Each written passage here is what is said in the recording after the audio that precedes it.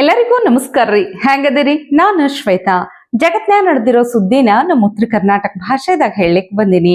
ಮಸ್ತ್ ಚಾ ಕುಡ್ಕೋತ ಖಡಕ್ ಮಿರ್ಚಿ ಮಂಡಕ್ಕಿ ನೋಡ್ರಿ. जो क्रिकेट खेलता है वो क्रिकेट को कंट्रोल करे, क्रिकेट का खिलाड़ी क्रिकेट को कंट्रोल करे। ಈ ಯಾರ್ರೀ ಅದ ಇಂಥ ಪರಿ ಸೌಂಡ್ ಮಾಡ್ಲಿಕತ್ತಿರುದು? ಇರ್ರಪ್ಪ, ಸ್ವಲ್ಪ ಸುಮ್ಮನಿರ್ರಿ. ಅಣ್ಣ ಏನೋ ಹೇಳಿಕತ್ತಾರ, ಸ್ವಲ್ಪ ಚಂದಂಗೆ ಕೇಳಿಸ್ಕೊಳ್ಳೋಣ. ಆಮೇಲೆ ನಗಾಕತ್ರಿ ಎಷ್ಟು ಬೇಕಷ್ಟು. ಯಾರು ಬೇಡ ಅಂದಾರ? ಅವ್ರ ಮಾರಿನ್ ನೋಡಿದ್ ಕೂಡ್ಲೆ ನಗ್ಲಿಕ್ಕೆ ಚಾಲು ಮಾಡಿಬಿಡ್ತಾರಪ್ಪ ಮಂದಿ. ಸ್ವಲ್ಪ ಕೇಳಿಸ್ಕೊಳ್ರಿ ತಾಳ್ಮೆಯಿಂದ. ಆಮೇಲೆ ಬೇಕಾದ್ರ ವಿಡಿಯೋ ಪಾಸ್ ಮಾಡ್ಕೊಂಡು ಜೋರಾಗಿ ಹಾ ಹಾ ಹಾ ಅಂತ ನಗಬಹುದು.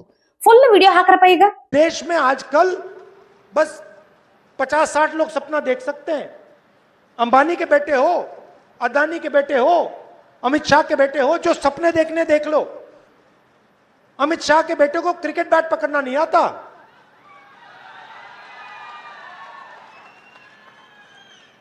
रन लेना तो छोड़ दो, मगर है वो क्रिकेट का चीफ। पूरी क्रिकेट कंट्रोल कर रखी है। क्यों कर रखी है? पैसा। हम चाहते हैं कि अमित शाह का बेटा क्रिकेट को कंट्रोल ना करे, जो क्रिकेट खेलता है वो क्रिकेट को कंट्रोल करे, क्रिकेट का खिलाड़ी क्रिकेट को कंट्रोल करे। ಓಹೋ, ಹಿಂಗೋ ವಿಷಯ. ಅಮಿತ್ ಶಾ ಅವ್ರ ಮಗ ಜೈಶಾಗ ಕ್ರಿಕೆಟ್ ಆಡ್ಲಿಕ್ಕೆ ಬರುದಿಲ್ಲಂತ. ಸೊ BCCIನಾಗ ಯಾಕದಾರ ಅವ್ರು ಅಂತ ಕೇಳಲಿಕ್ಕತ್ತಾರ ಇವ್ರು. ಈಗ ಸೋಷಿಯಲ್ ಮೀಡಿಯಾ ಪ್ರಚಂಡರು ಏನ್ ಮಾಡ್ಯಾರ ಅಂದ್ರೆ ಇದೇ ವಿಡಿಯೋನ ಎಡಿಟ್ ಮಾಡಿ ಹಾಕ್ಯಾರ ನೋಡ್ರಿ. हम चाहते हैं कि अमित शाह का बेटा क्रिकेट को कंट्रोल ना करे, जो क्रिकेट खेलता है वो क्रिकेट को कंट्रोल करे, क्रिकेट का खिलाड़ी क्रिकेट को कंट्रोल करे। ರಾಹುಲ್ ಗಾಂಧಿ ಅವರೇ, ಇದು ಖರೇನೆ ಅಲ್ಲೇನ್ ಹೇಳ್ರಿ? ಅಮಿತ್ ಶಾ ಮಗನಿಗೆ ಕ್ರಿಕೆಟ್ ಆಡ್ಲಿಕ್ಕೆ ಬರುದಿಲ್ಲ, ಆದ್ರೂ BCCIನ ಕಂಟ್ರೋಲ್ ಮಾಡ್ಲಿಕ್ಕತ್ತಾರ. ಆದ್ರ ನಿಮ್ಮ UPA ಸರ್ಕಾರ ಇದ್ದಾಗ BCCIನ ಯಾರ್ ಕಂಟ್ರೋಲ್ ಮಾಡ್ಲಿಕ್ಕತ್ತಿದ್ರು? ಶರದ್ ಪವಾರ್, ರಾಜೀವ್ ಶುಕ್ಲಾ.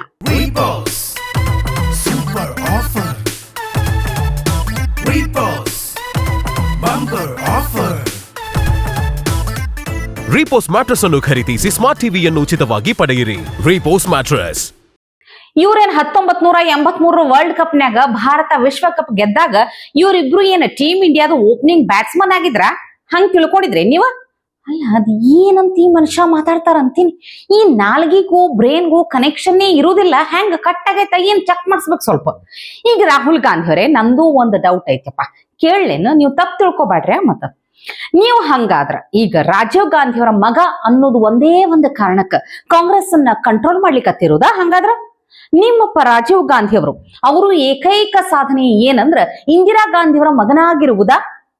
ಇಂದಿರಾ ಗಾಂಧಿ ಅವರ ಏಕೈಕ ಸಾಧನೆ ಏನಂದ್ರ ನೆಹರು ಅವರ ಮಗಳಾಗಿರುವುದಾ? ನೆಹರು ಅವರ ಏಕೈಕ ಸಾಧನೆ ಏನಂದ್ರ MK ಗಾಂಧಿ ಅವರಿಗೆ ನಿಷ್ಠರಾಗಿದ್ದಿದ್ದ? ಇಷ್ಟು ಕ್ವಶನ್ಸ್ ಅದಾವ್ ನೋಡ್ರಪ್ಪ. ಇದಕ್ಕೆ ಉತ್ತರ ಕೊಡ್ರಿ ಫಸ್ಟ್. ನಮಗೂ ಗೊತ್ತದ, ಕಾಂಗ್ರೆಸ್ ಅಧಿಕಾರದಾಗಿದ್ದಾಗ ಕ್ರಿಕೆಟಿಗೆ ಬೇರೆ ಕ್ರೀಡೆಗಳಿಗೆ ಎಷ್ಟು ಪ್ರೋತ್ಸಾಹ ಕೊಟ್ಟಿದ್ರು ಅನ್ನೋದನ್ನ ಇಡೀ ದೇಶನೇ ಕಣ್ಣಾರೆ ನೋಡೈತಿ. ಅಷ್ಟೇ ಯಾಕ್ರಿ, ಅದನ್ನ ಈ ಸಲ ಕಪ್ ಗೆದ್ದಿರುವಂತಹ ಟೀಮ್ ಇಂಡಿಯಾದ ಜಮೀಮಾ ರೋಡ್ರಿಗಸ್ ಹೇಳ್ತಾರ, ಕೇಳ್ರಿ. Good afternoon, Honorable President Ma'am, everyone gathered here. I would like to share a little bit about women's cricket in India. Today, we are seeing everyone is following women's cricket. We've seen a lot of changes that has happened in women's cricket thanks to BCCI with the pay parity and the WPL coming up. But there was a group of girls before us who did it without the fame, who did it without the money, who did it without the support and without the recognition. ಅರ್ಥ ಆಯ್ತು ಬಿಡ್ರಿ. ಇದನ್ನೆಲ್ಲ ನೋಡಿನೇ mostly ಉರ್ಕೊಂಡಿರ್ಬೇಕು. ಅವರು straight ಆಗಿ ಹೇಳಿಕತ್ತಾರ, UPA ಇದ್ದಾಗ ನಮ್ಮ ಪರಿಸ್ಥಿತಿ ಬಹಳ ಕೆಟ್ಟದಾಗಿತ್ತು, ಈಗ ಸರಿ ಆಯ್ತು ಅಂತ ಹೇಳಿಕತ್ತಾರ. ಇದನ್ನೆಲ್ಲ ನೋಡಿ ಅರ್ಥ ಮಾಡ್ಕೊಳ್ದೆ ಇರ್ಲಿಕ್ಕ ಮಂದಿ ಏನ ದಡ್ರು ಅಂತ ತಿಳ್ಕೊಂಡ್ರೆ ನೀವ? ಆದ್ರೂ ಒಂದು ಮಾತು ಹೇಳ್ತೀನಿ, ರಾಹುಲ್ ಗಾಂಧಿ ಅವರ ಗ್ರೇಟ್ ಒಂಥರ. ಈ ಬಿಗ್ ಬಾಸ್ ಮನ್ಯಾಗ ಗಿಲ್ಲಿ ಮಾಡೋ ಕಾಮಿಡಿಗಿಂತ ಜಾಸ್ತಿ ಈ ಮನುಷ್ಯನೇ ಬಹಳ ಕಾಮಿಡಿ ಮಾಡ್ಲಿಕ್ಕತ್ತಾರನ್ರಿ. ಅದ್ರಾಗೂ ಸತತ 15 ವರ್ಷದಿಂದ ಮಂದಿನ ನಗಸ್ಕೊಂಡೇ ಬರುದು ಅಂದ್ರ ಏನ ಸಾಧಾರಣ ಸಾಧನೆ ಅನ್ಕೊಂಡ್ರೆ ನೀವು? ಹೇಳ್ರಿ, ಹೌದಿಲ್ಲ? ನೋಡ್ರಿ, ಈಗ ಬಿಹಾರದ ಕಾಂಗ್ರೆಸ್ ರ್ಯಾಲಿನ್ಯಾಗ 2 ಮಕ್ಕಳು ಜಗಳ ಆಡ್ಲಿಕ್ಕತ್ತಿದ್ವಂತ. ಎದಕ್ಕ ಅಂತ ನೋಡಿದ್ರ ಮೋದಿಜಿಯಿಂದಲೇ ಅಂತ. टूरिज्म का ये क्या हो रहा है? टूरिज्म का सच्चा फायदा उठाया जाएगा। बिहार के लोगों को इसका फायदा मिलेगा। क्या हो रहा है? पिटाई हो रही? हाँ? देखो भैया, ऊपर बच्चे लड़ रहे हैं, बीजेपी ने इनको भी लड़ा दिया। ಅದ್ ಏನು ಅಂತ ಮಾತಾಡ್ತಾರೋ ಆ ದೇವರೇ ಮೆಚ್ಚಬೇಕು. ಆದ್ರೂ ಇವ್ರನ್ನ ದೇಶದ ಪ್ರಧಾನಿ ಮಾಡ್ಬೇಕು ಅಂತ ಅಲ್ಲಿಗತ್ತಿರುವಂತಹ ಎಲ್ಲರಿಗೂ ನನ್ನ ಕಡೆಯಿಂದ ಒಂದು ದೊಡ್ಡ ನಮಸ್ಕಾರ ನೋಡ್ರಿ. ಪಾಪ ಬಿಹಾರದಾಗ ತೇಜಸ್ವಿ ಯಾದವ್ ಹಂಗು ಹಿಂಗು ಏನೇನೋ ಕಸರತ್ತು ಮಾಡಿ ಒಂದಿಷ್ಟು ಸೀಟರೆ ಗೆಲ್ತಿದ್ರೋ ಏನೋ ಯಾರಿಗ್ ಗೊತ್ತು. ಆದ್ರ ರಾಹುಲ್ ಗಾಂಧಿ ಅವರು ಒಂದೇ ಒಂದು ವಾರದಾಗ ಎಲ್ಲಾನು ಧ್ವಂಸ ಮಾಡ್ಬಿಟ್ರು ನೋಡ್ರಿ. ತೇಜಸ್ವಿ ಯಾದವ್ ಸಹೋದರ ತೇಜ್ ಪ್ರತಾಪ್ ಯಾದವ್ ಅಂತೂ ತೇಜಸ್ವಿ ಯಾದವ್ ಅವರ ಭವಿಷ್ಯ ನೆನೆಸ್ಕೊಂಡು ಫುಲ್ ಹಿಗ್ನಾಗದಾರಂತ. ಈಗೇನೋ ಬಿಹಾರದ ಬಿಜೆಪಿ ಲೀಡರ್ ರವಿ ಕಿಶನ್ ಅವರನ್ನು ಭೇಟಿ ಮಾಡ್ಯಾರಂತ. ಕೇಳಿದ್ರ ಸೇಮ್ ಯೋಚನೆ ಅದ ನಮ್ಗನು ಅಂತಂದಾರಂತ. ಒಟ್ಟನ್ಯಾಗ ಬಿಹಾರದಾಗ ಮಹಾಗಠಬಂಧನದ ಕತಿ ವೆಂಕಟರಮಣ ಗೋವಿಂದ ಗೋವಿಂದ. ಇದ್ರ ನಡು ಮಲ್ಲಿಕಾರ್ಜುನ ಖರ್ಗೆ ಅವರಿಗೆ ಮೋದಿಜಿ ಭಾರಿ ಇನ್ಸಲ್ಟ್ ಮಾಡಿಬಿಟ್ಟಾರಂತ. ಎಐಸಿಸಿ ಅಧ್ಯಕ್ಷ ಮಲ್ಲಿಕಾರ್ಜುನ ಖರ್ಗೆ ಅವರು ಬಿಹಾರದ ರೋಹತಾಸ್ ಜಿಲ್ಲೆನ್ಯಾಗ ಚುನಾವಣಾ ರ್ಯಾಲಿಗೆ 1.5 ತಾಸು ಲೇಟ್ ಆಗಿ ಹೋಗ್ತಾರ. ಯಾಕಂತ ಕೇಳ್ಬೇಕು ನೀವು. ಹಿಂಗ ಹೋದವ್ರು ಯಾಕೆ ಲೇಟ್ ಆಯ್ತು ಅಂತ ಕೇಳಿದಾಗ ಮೋದಿನೇ ಕಾರಣ ಅಂತಂದ್ ಬಿಟ್ರಂತ. ಪ್ರಧಾನಿ ನರೇಂದ್ರ ಮೋದಿ ಅವರಿಗೆ ಮೊದಲ ಹೋಗ್ಲಿಕ್ಕ ಅವಕಾಶ ಮಾಡಿಕೊಟ್ರು, ಹಿಂಗಾಗಿ ನನಗಲ್ಲಿ ವಿಮಾನ ನಿಲ್ದಾಣದಾಗೆ ನಿಂದ್ರಿಸ್ಬಿಟ್ರು, ಅದರ ಸಲುವಾಗಿ ಲೇಟ್ ಆಯ್ತು ಅಂತ ಅಂದ್ಬಿಟ್ರಂತ. ಈ ಬಿಜೆಪಿ ಅವರು ಯಾವಾಗ್ಲೂ ನಮ್ಮ ದಾರಿಗೆ ಅಡ್ಡ ಬರ್ತಾರ ಅಂತ ಸಿಟ್ಟಿಗೆ ಬೇರೆ ಬಂದಿದ್ರಂತ. ಹೌದು ಬಿಡ್ರಪ್ಪ, ಖರೆ ಅದ ಬಿಡ್ರಿ. ನೋಡ್ರಿ, ನಿಮಗ ರಾಹುಲ್ ಗಾಂಧಿ ಅವರ ಮನಿ ಮುಂದ ದಿನ ಇಡೀ ಕೈ ಹೊಡ್ಕೊಂಡ್ರು ಏನೂ ತ್ರಾಸೆ ಅನ್ಸೋದಿಲ್ಲ ನಿಮಗ. ಆದ್ರ ಪ್ರಧಾನಿಗಳ ಸೆಕ್ಯೂರಿಟಿ ವಿಷಯಕ್ಕ ಒಂದ್ ಸ್ವಲ್ಪ ಹೊತ್ತು ವೇಟ್ ಮಾಡ್ಸದ್ರ ಬಹಳ ದೊಡ್ಡ ಸಮಸ್ಯೆ ಆಗ್ಬಿಡ್ತೈತಿ. ಹೌದಿಲ್ಲ ಹೇಳ್ರಿ. ಆಮೇಲೆ ಹೇಳ್ತಾರ ಮೋದಿಜಿ ಜಾಸ್ತಿ ಟೈಮ್ ವಿದೇಶದಾಗೆ ಕಳೀತಾರ, ಚುನಾವಣೆ ಟೈಮ್ನಾಗ ಅಷ್ಟೇ ದೇಶದಾಗ ಕಾಣಿಸ್ಕೊಳ್ತಾರ ಅಂತ ಹೇಳ್ತಾರ ಇವರು. ಭಾರಿ ಅದ ಬಿಡ್ರಿ. ಖರ್ಗೆ ಸಾಹೇಬ್ರಿ, ಮೋದಿಜಿ ವಿದೇಶಕ್ಕೆ ಹೋಗುದು ಬಿಡ್ರಿ. ನಿಮ್ಮ ರಾಹುಲ್ ಗಾಂಧಿ ಅವ್ರ ಅದಾರಲ್ಲ, ಯಾಕೆ ಹಿಂಗ ಹಗಲ ಮಗಲ ಹೇಳಲಾರ್ದೆ ಕೇಳಲಾರ್ದೆ ಸೆಕ್ಯೂರಿಟಿಯನ್ನೆಲ್ಲ ಬಿಟ್ಟು ಫಾರಿನ್ ಹಾರ್ ಬಿಡ್ತಾರಲ್ಲ, ಅದನ್ನ ಹೇಳ್ರಿ ಮೊದ್ಲು ನೀವು. ಖರ್ಗೆ ಸಾಹೇಬ್ರೆ, ಒಂದು ಮಾತು ಹೇಳ್ತೀನಿ, ಮನ್ಸಿಗೆ ಹಚ್ಕೊಳಿಕ್ ಹೋಗ್ಬೇಡ್ರಿ. ಮನುಷ್ಯನಿಗೆ ಸ್ವಾಭಿಮಾನ ಅನ್ನೋದು ಬಹಳ ಮುಖ್ಯ ಆಗ್ತದ ನೋಡ್ರಿ.